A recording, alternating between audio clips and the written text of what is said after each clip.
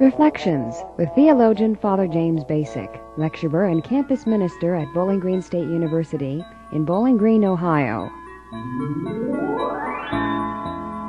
Trivia in itself seems all right, and we need our escape, but the problem is when we take important human emotions, important human ideas, the great human struggle, and make it weak and superficial and unimportant.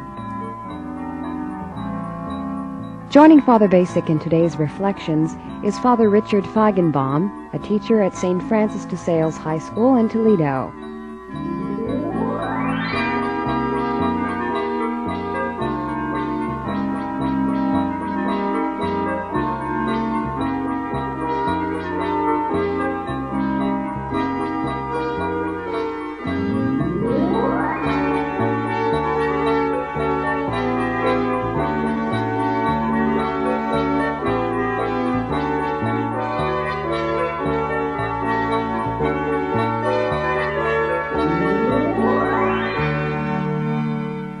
Today's Reflections focuses on the topic of trivia.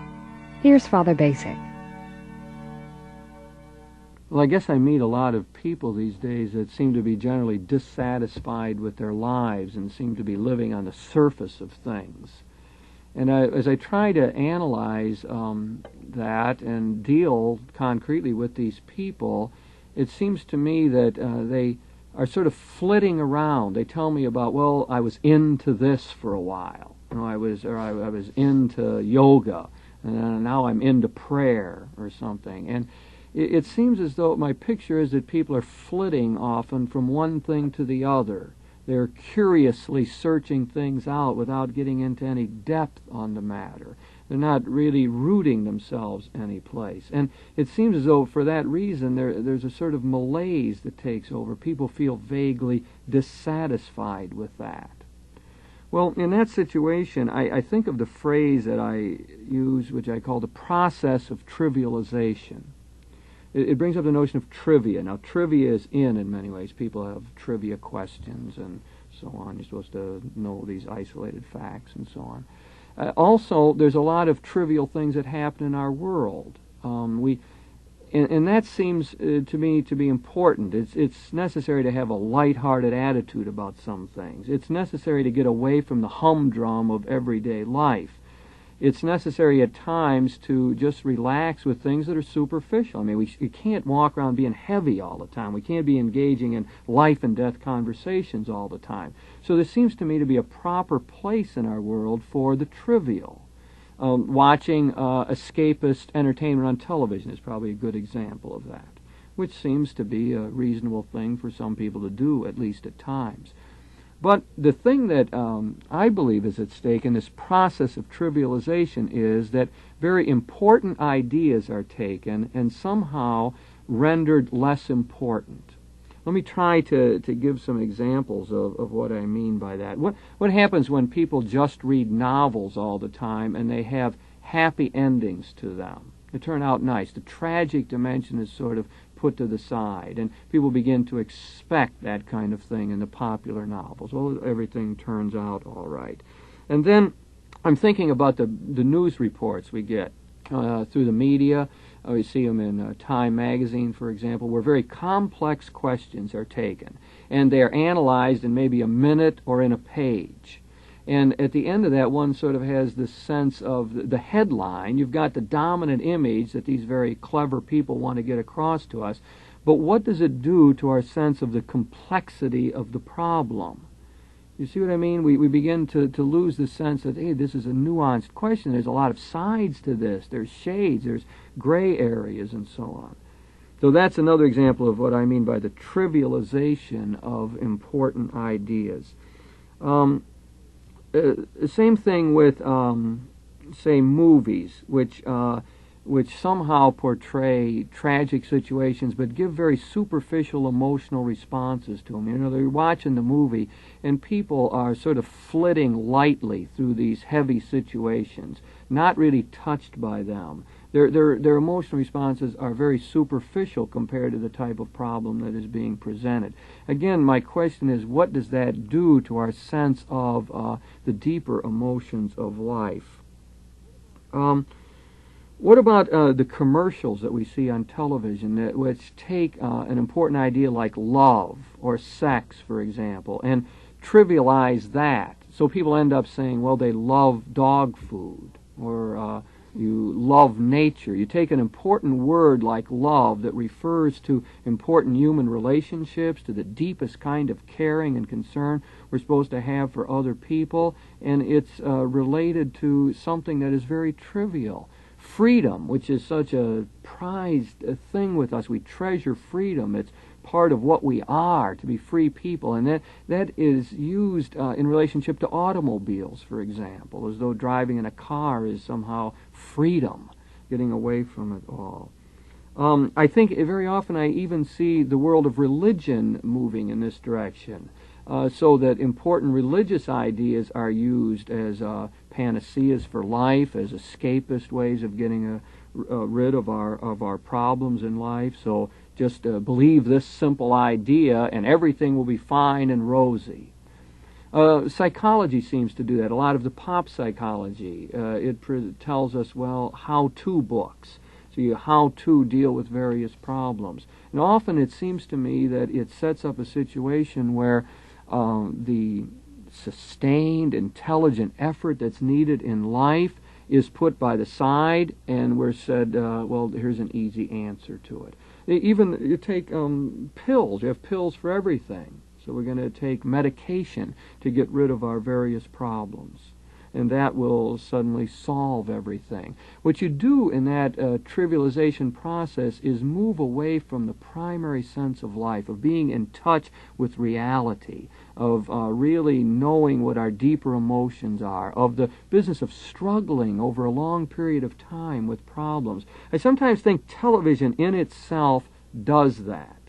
Television, which ends up presenting a program in a half hour, and you have the conflict going, and then you always have the resolution, often through violence or some strange external event, seldom through dialogue or anything like that. But here the problem is presented, and in that amount of time it is solved. And one, I think, watching a lot of television can end up thinking, well, that's how life is. I expect to solve my tough problems in a half hour. So what I guess I'm trying to get out in front of you here is that the trivia in itself seems all right, and we need our escape, but the problem is when we take important human emotions, important human ideas, the great human struggle, and make it weak and superficial and unimportant. You mentioned before about television being neatly packaged into segments which resolve themselves, and now because the industry has been told by different interest groups that they have to resolve themselves without violence, they resolve themselves neatly, somehow. Mm-hmm. Not always realistically. I think a lot of people lead lives that are a little bit more violent than we would care to imagine or care to experience. That is what begins to give the faulty picture, it seems to me, of reality. That criticism was made, I believe, for instance, the coverage of the Vietnam War. After a while, people became inured to the scenes of suffering and destruction that they were seeing, merely because they were viewing them in their antiseptic environment. That's a perfect example of this thing of violence. I had that feeling in watching the movie Clockwork Orange. I don't know if you ever saw that. That I felt that was a terrible movie in that way because it ritualized violence and did it even to classical music. And in doing so, it seems to me it took away the sharpness of the violence, the terribleness of it, and almost made it seem like it was just an ordinary thing that was going on here. And that, I believe, is what has happened a lot to us in seeing the violence on television. The war is suddenly in your living room, and what do you do about it then? Over and over seeing this thing, it seems to dull your sensibilities to it. And that trivializing of real tragedy, of grief, by overexposure to it, I suppose.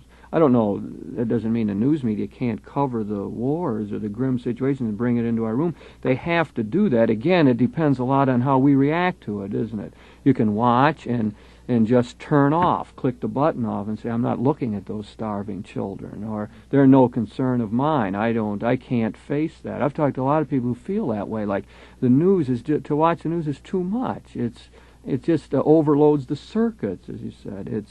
You can't really assimilate all of it, so what do? You learn a mechanism to shut it all off. I made a comment on a Sunday morning at the beginning of my homily that I had made two mistakes. The first one was turning on the radio when I got up to listen to the morning news, and the second one was reading the front page of the paper while I was eating breakfast. The radio was talking about accidents, and the newspaper had a picture of this is what has become the classic picture of the starving Cambodian refugee, the little 2-year-old girl. And it colored the entire day. And yet I had the freedom to pick it up and put it down without too much personal emotional contact with the situation. I don't know, perhaps we're exposed to too many life and death situations, and that the only way to cope with it is to compartmentalize it and in some cases trivialize it. I don't think life is that neat, where it can be divided into 12 or 13-minute segments and be concluded, the situation concluded within a half an hour or an hour. I remember reading an interview of one of the famous regular TV shows that has to do with high drama and crime, and even that particular actor himself said that it would be impossible for somebody to psychologically sustain all the crises that are presented in an hour show. It deals with so many things that are of such great depth, everything from fear and flight to great satisfaction, that it almost overloads the circuits. Is this whole idea of trivialization in our lives, is it a problem to man today? I'm trying to think about what were the trivial aspects of my parents' lives and my grandparents. What was trivial to them? What did they do? There weren't soap operas. The technological aspect of society wasn't nearly as heightened as it is today. Is it much more contemporary, a contemporary problem? I guess, Mary Beth, with all human problems, I hate to isolate them in historical segments. I think there is a commonness to human problems, and I'm sure there's ways in which previous generations managed to trivialize important things. I suppose the general cultural outlook on death might well be an example of that, and surely there were enough happy ending novels or plays or in the past to lead in that trivializing direction. However, I must say it seems to me that in our modern world it's intensified in many ways. It's intensified because, I think, of the bombardment of the culture. We are bombarded with so many different signals. We have so many external stimuli. We are more in touch with, for example, the violence that occurs throughout our world. And we do have television. I'm not sure exactly what television has done to the psyche of people, but it clearly is an important formative factor. What is it? The average high school graduate has watched 25,000 hours of television, something like that. I don't remember the exact figures. Spent more time watching than studying. Yes, well, that's for sure. Yes, so that seems to me to be a new factor. So that there is this curiosity. This flitting from one thing to another that I was trying to describe in the beginning, that I believe a lot of us find ourselves in, is intensified by the modern world where we have so many more options. You're able to flit here and there. In a more stable, homogeneous culture, you didn't have so many options, and you were sort of forced to get more deeply into whatever it was that you were doing. I get the impression what you're talking about is watering down what should be left as a whole concentrated experience. Watering down is probably a good word for it. Watering down things that are important, yes. And we're impoverished by that. We end up losing in that process.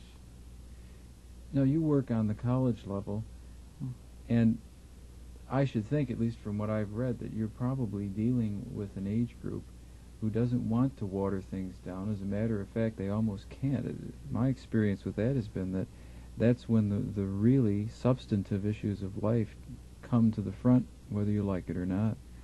Well, Rich, I don't know. You teach at the high school level, right? Right. I'm not so sure that there is that much difference. I think that topic would probably take us far afield, really, and I'm not sure we want to get into it in any depth, but in general, it seems to me that the college population generally reflects the culture as a whole.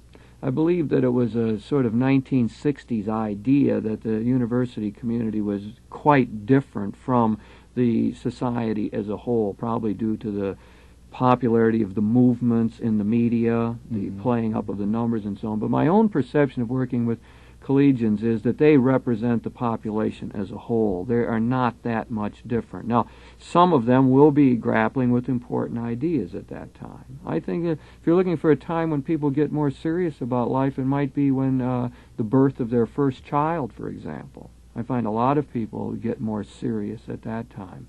So it's just as easy to go through 4 years of college, I think, without having any deep thoughts or confronting the great issues of life or being involved in the causes of the time. You can do that just as easily in college as you can in the rest of the culture, I think. I think sometimes it's easier in college, too, to get kind of wrapped up in the university-type world, to forget about community problems, and to... in respect, there's a lot of trivialization in the college level, too, and that there are pressures and tensions, not necessarily from the workaday world, but from classes, and there are escapes through television, of course, through parties, all different kinds of escapes that don't make you deal with everyday problems. Oh, you know, the I thing think that's true, Mary Beth. Yeah, I see that same thing. There's a good deal of television watching that goes on, a and lot more than you a ever lot think there of would be. drinking going on, and there's the idea of the average university that we have in our area here as being a community of scholars, people engaged in serious conversation, really isn't true. I mean, a certain amount of that goes on. Yeah, a certain amount of that goes on, but it is a time in life for a lot of probing and searching, expanding one's experiences, getting to know other people, for example. And again, all of that seems fairly healthy to me. I mean, it's a decent environment to do it in, and a lot of collegians take advantage of it and so on.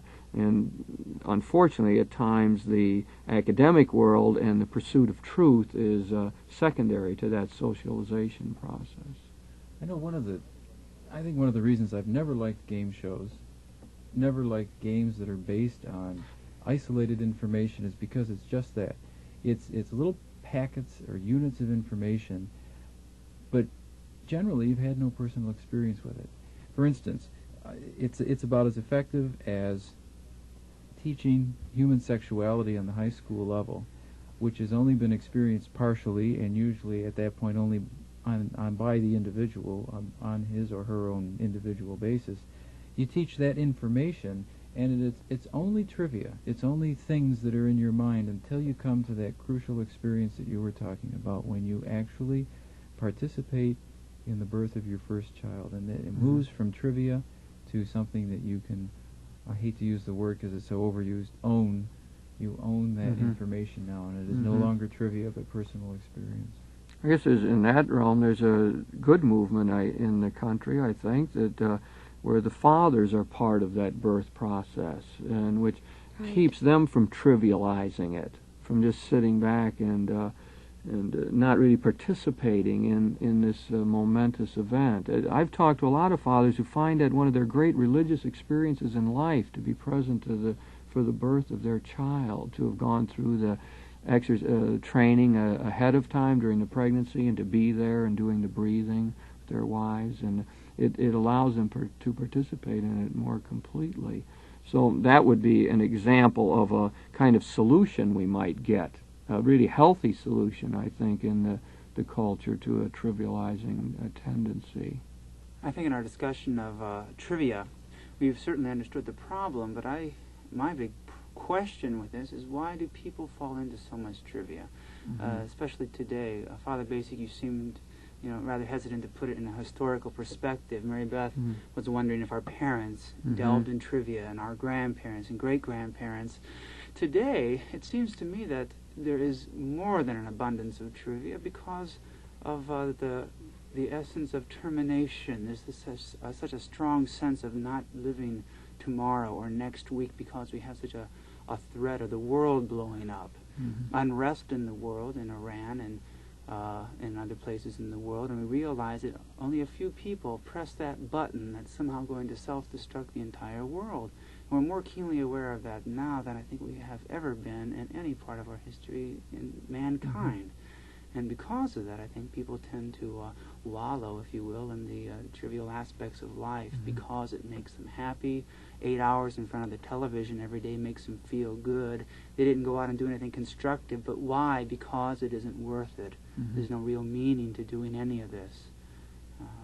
I think that your point, Mark, is well taken, that there are added pressures in our contemporary world. I think that it seems that the problems we face are more complex. We are not finding easy solutions to them. The pressures, the crises are momentous. I mean, to the point of annihilation. What can happen if the wrong button is pushed is chaotic. I mean, it's almost unthinkable.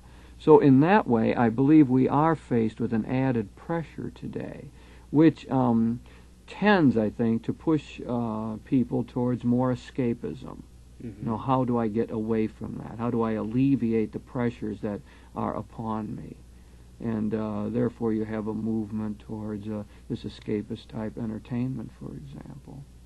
But I think what people realize is that what a lot of people realize is that they have no control over any of this. They have no control over their destiny anymore. They can't say, I want to buy a house and have a family, because houses cost too much now, and in this world a family is frowned upon. Be conservative, have one kid maybe, or none at all.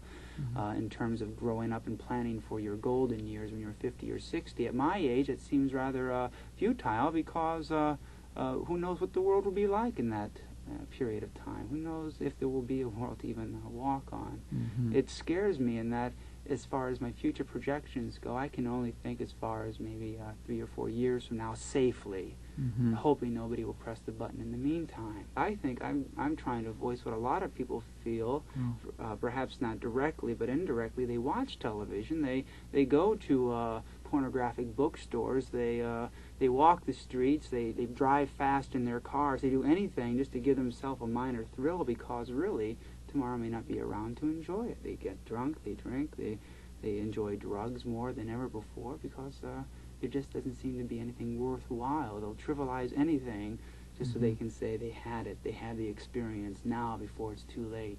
And it seems to me that it's seeping into our youth at a younger and younger age every year. Mm-hmm. When I was in junior high school, no one even smoked cigarettes. Now I hate to read about what goes on in the junior high, if not mm-hmm. the elementary school now. Mm-hmm. It seems to be progressing to a younger and younger age. Evidently, the younger people of our world have a feeling of perhaps a useless existence approaching mm-hmm. us. Is there any way out of that? I'm trying to find a solution. Yes, what can I tell my students? Yeah, right. I think you've portrayed the problem very well. And I suppose the word boredom mm-hmm. captures some of this. It's easy to get bored with things now, and to do this flitting from one thing to the other and not be terribly satisfied with it. We really are going to have to try to find solutions to this, both individually and collectively, aren't we? I mean, I think that one of the ways is to try to deal honestly with the genuine emotions that are around. Whereas that's one of the first areas where we can trivialize, by not looking at our deeper emotions, not facing them, especially the negative emotions, putting them to the side. I think of people who are sad. Sadness being an authentic human emotion. Well, you get a lot of people around who won't let you be sad. I was standing outside the church one time and I was sad, and someone came up to me and said, well, geez, you really, what's wrong? You really look sad. And I said, well, yeah, that's because I am. I'm sad. Well, they could hardly deal with that. Part of it is to, first of all, to be in touch with the authentic, the reality of life, to be immersed in it, and to drink it in. and not be always running away from whatever is negative. It seems like we can almost practice that ourselves. Instead of turn the television off for 15 minutes and do some meditation, for example, looking deeper within oneself. What's the long-range personal benefit, though, in facing up to the problem? Why immerse yourself in the deep problems? I think, first of all, because the life, when it is lived superficially, will be far less rewarding. I mean, when we are just tripping along, we miss the thrill of involvement. When we are just dealing on the surface of things, we never know the real genuine joys in life of rooting ourselves, of committing ourselves. There is a genuine satisfaction in the human heart that comes from wrestling with the problem. That's why one of the things I feel about this whole discussion is that the solution is in recognizing that life as a whole is a struggle, that there is a dark dimension to it. It's always a mixture of joy and of sorrow, and that we have to attune ourselves to that. You have to get ready for the long haul. Mark's talking about, 2 or 3 years. Well, that's not all there probably will be to it. In all likelihood, you're going to have more years than that to wrestle with it. And it seems like there's an attunement to that. It says it is going to take a long time. So that's part of the solution as well, being in touch with these deeper emotions and of intellectually understanding that problems are complex and difficult and are not given to easy solutions. There's a mindset, a perspective that I think we can get on that.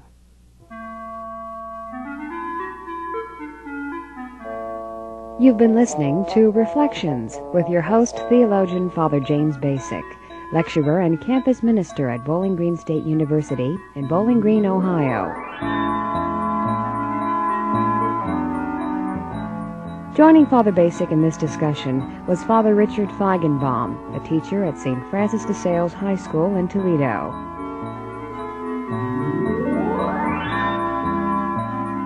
The topic of this week's Reflections was trivia. If you have any questions about today's program or any ideas for topics you'd like to hear discussed, please write to Reflections in care of WLQR, Toledo, Ohio, 43623. Produced in the studios of WLQR, Reflections is directed by Mark Ferguson. Executive producer is Mary Beth Kirchner.